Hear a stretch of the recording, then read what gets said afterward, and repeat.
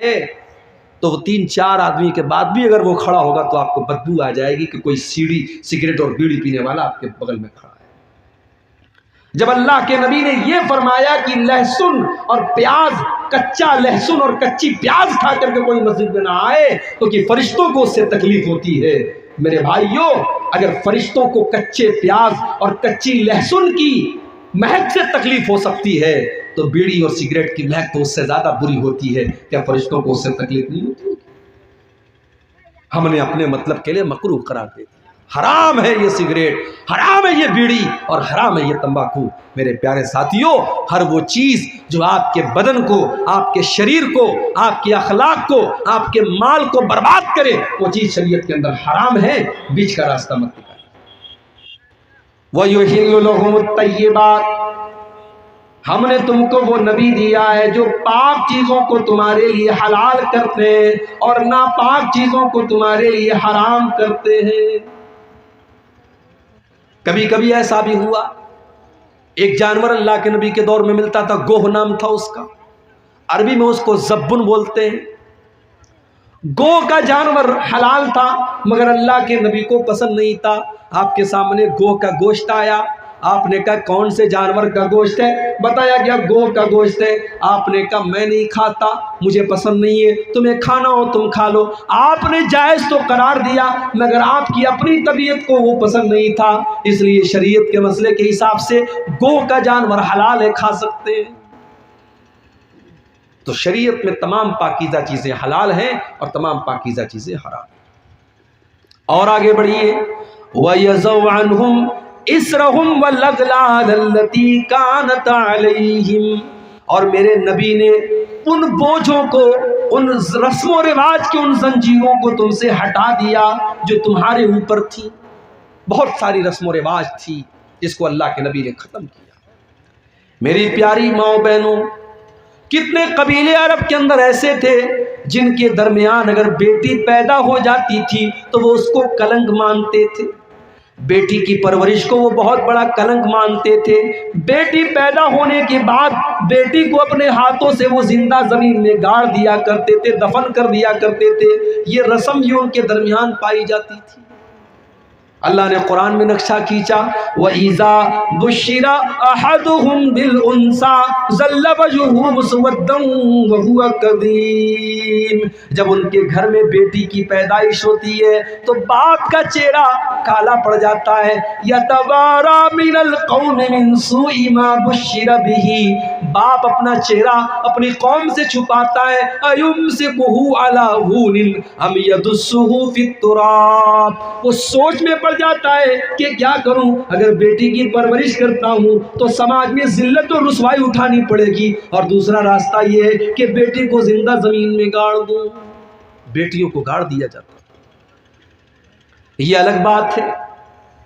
Science ترقی کر گئی، آج زمانہ ترقی کر گیا، انسان چاند پر پہنچ گیا، مگر بیٹیوں کو تو آج بھی بوجھ مانا جاتا ہے۔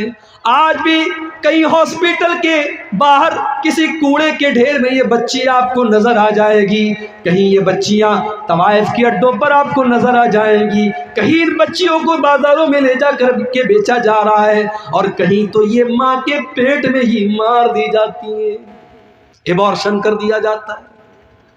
وہ لوگوں، کبھی موقع ملے تو یوٹیوب کے اوپر ایبارشن کا ویڈیو دیکھ لینا۔ وہ لوگ تو بہت بے رحم تھے، وہ بیٹیوں کو پیدا ہونے کے بعد اپنی بیٹیوں کو قتل کرتے تھے۔ آج کا انسان تو اتنا بے رحم ہو چکا ہے کہ وہ تو ماں کے پیٹ میں ہی بیٹیوں کو قتل کر دیتا ہے۔ ایبارشن کا ویڈیو آپ دیکھیے، اس معصوم بچے کو جو ماں کے پیٹ میں ہے، اور الٹرا ساؤنڈ کے ذریعے صرف اتنا بتا دیا گیا کہ آپ کو بیٹی ہونے والی ہے۔ باپ کہتا ہے ڈاکٹر سے، ماں کہتی ہے ڈاکٹر سے مجھے بیٹی نہیں چاہیے، نہیں چاہیے مجھے یہ بوجھ، میرے پاس آلریڈی 3 بیٹیاں ہیں، مجھے تو بیٹا چاہیے تھا، مجھے ایک اور بوجھ نہیں چاہیے۔ وہ ڈاکٹر سے کہتا ہے میں اسے صاف کرنا چاہتا ہوں، ختم کرنا چاہتا ہوں۔ ڈاکٹر ایبارشن کرتا ہے۔ وہ لوگوں، ایبارشن کے ذریعے، اس دوا کے ذریعے وہ معصوم بچہ جو ابھی پوری طریقے سے بنا بھی نہیں ہے ماں کے پیٹ میں، اس بچے کے ٹکڑے ٹکڑے کر دیے جاتے ہیں، اس کے ہاتھ پیر توڑ دیے جاتے ہیں، اس کے بدن کی بوٹی بوٹی نوچ کر کے اس کو ماں کے پیٹ میں مار دیا جاتا ہے۔ یہ آج کے دور کا پڑھا لکھا انسان کر رہا ہے، یہ آج کے دور کا مہذب انسان کر رہا ہے، یہ آج کے دور کا ترقی یافتہ انسان کر رہا ہے۔ ارے ہم سے اچھے تو وہ لوگ تھے، وہ کم سے کم اپنی بیٹیوں کو پیدا تو ہونے دیتے تھے، وہ دنیا کی شکل دیکھنے تو دیتے تھے۔ ہم تو اتنے بے رحم ہو گئے، ہم نے ماں کے پیٹ میں ہی بچیوں کو قتل کر ڈالا۔ حساب دینا پڑے گا قیامت کے دن۔ وَإِذَا الْمَوْءُودَةُ سُئِلَتْ بِأَيِّ ذَنبٍ قُتِلَتْ، کل قیامت کے دن اس معصوم بچی سے پوچھا جائے گا تیرے ماتا پتا نے، تیرے ماں باپ نے تجھے کس جرم کی سزا دی، کیوں تجھے قتل کیا؟ نبی اکرم کے پاس ایک صحابی آتے ہیں، صحیح ابن حبان کی صحیح روایت ہے، ایک صحابی آتے ہیں، اے اللہ کے نبی، اسلام لانے کے پہلے میں نے بہت سارے پاپ کیے، میں نے بہت سارے گناہ کیے، مگر ایک پاپ مجھے اپنا بار بار یاد آتا ہے۔ کون سا پاپ تم نے کیا؟ اے اللہ کے نبی، ان لی کانت لی ابنتن، میری ایک بیٹی تھی، میں اس سے بہت پیار کرتا تھا، اور میں جیسے اس کا نام لیتا تھا وہ یا ابتی یا ابتی، ابا جان کہہ کر کے دوڑی دوڑی میرے پاس آ جاتی تھی۔ قوم کے لوگ مجھے تانا مار رہے تھے، تم غلط کر رہے ہو، تم سماج کے خلاف جا رہے ہو، تم بیٹی کی پرورش کر رہے ہو، تم بیٹی کو پال رہے ہو۔ اے اللہ کے نبی، میں سماج کے تانے سن سن کر کے تنگ آ گیا۔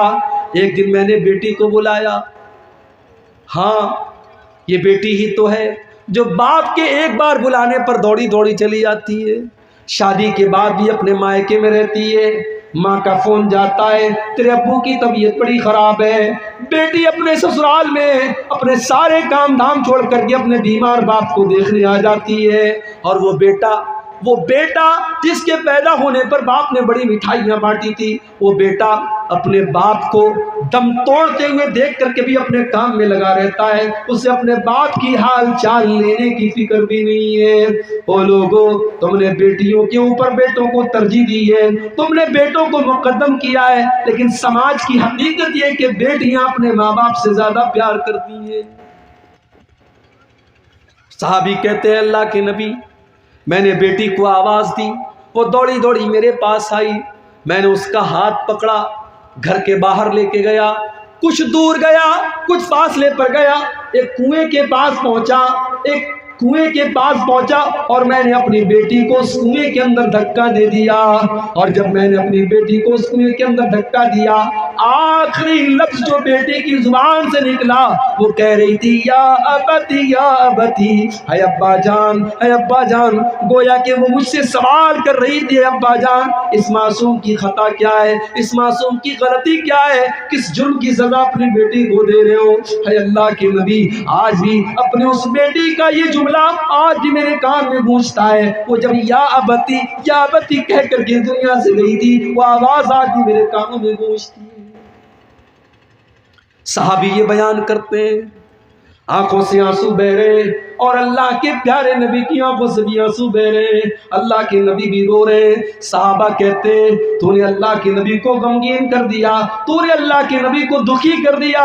اللہ کے پیارے نبی صلی اللہ علیہ وسلم فرماتے ہیں نہیں کوئی بات نہیں، انہوں نے تو اپنے دل کی بات بیان کی ہے، ان کو بیان کرنے دو۔ پھر اللہ کے پیارے نبی اپنے صحابی سے کہتے ہیں او میرے پیارے صحابی، اسلام لانے کے بعد تم نے پچھلے جتنے گناہ کیے اللہ نے سارے کے سارے گناہوں کو معاف کر دیا ہے، جب تم نے سچی توبہ کر لی، تم اسلام لے آئے تو پچھلے سارے پاپ تمہارے معاف ہو گئے۔